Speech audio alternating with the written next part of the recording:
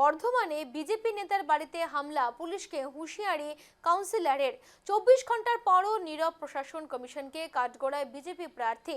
বহুবলী কাউন্সিলরের হুমকির পর 24 ঘন্টা পেরিয়ে গেলেও প্রশাসন কার্যত হাত গুটিয়ে বসে থাকায় এবার কমিশনকে কাঠগড়ায় তুললেন বিজেপি প্রার্থী মৌমিতা বিশ্বাস মিত্র।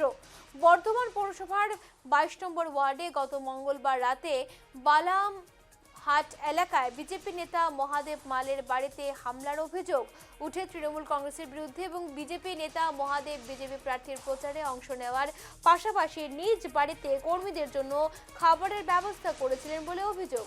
এরপর গভীর রাতে তার বাড়িতে হামলা চালানো হয় বলে দাবি।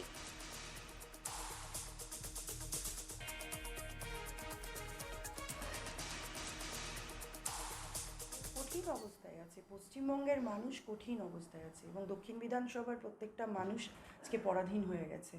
ল অ্যান্ড অর্ডার বলে এখানে কিচ্ছু নেই।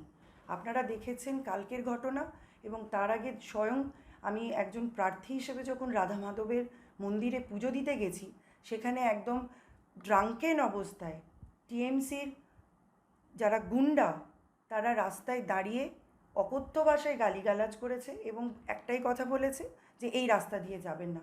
সেখানেও আমি প্রতিবাদ করেছিলাম যে এই রাস্তা মানেটা কি, রাস্তাটা কার।